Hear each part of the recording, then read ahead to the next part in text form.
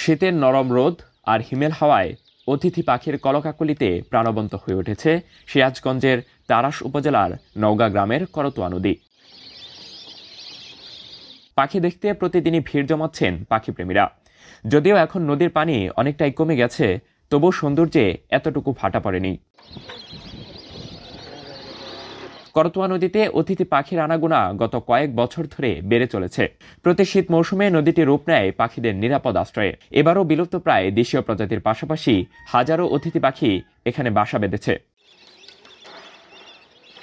এর ফলে দেশের বিভিন্ন প্রান্ত থেকে পাখিপ্রেমীরা দলে দলে ছুটে আসছেন এই নদীতে পাখি দেখতে। এখানে হাজার হাজার পাখি, উড়ন্ত পাখি এখানে আসে আমাদের পাখি দেখার জন্য। দূর দূরান্ত থেকে লোকজন, এখানে হাজার হাজার লোকজন আসে, ভিড় করে। শীত এলেই করতোয়া নদী অতিথি পাখিদের কিচিরমিচিরে মুখরিত হয়ে ওঠে। যদিও নদীটি আকারে বড় নয়, তবু পাখিদের কারণে এটি বিশেষ পরিচিতি লাভ করেছে।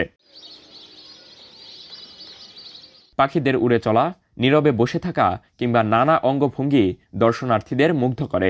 তাই দূর দূরান্ত থেকে মানুষ এখানে ছুটে আসেন এক নজর পাখি দেখার জন্য।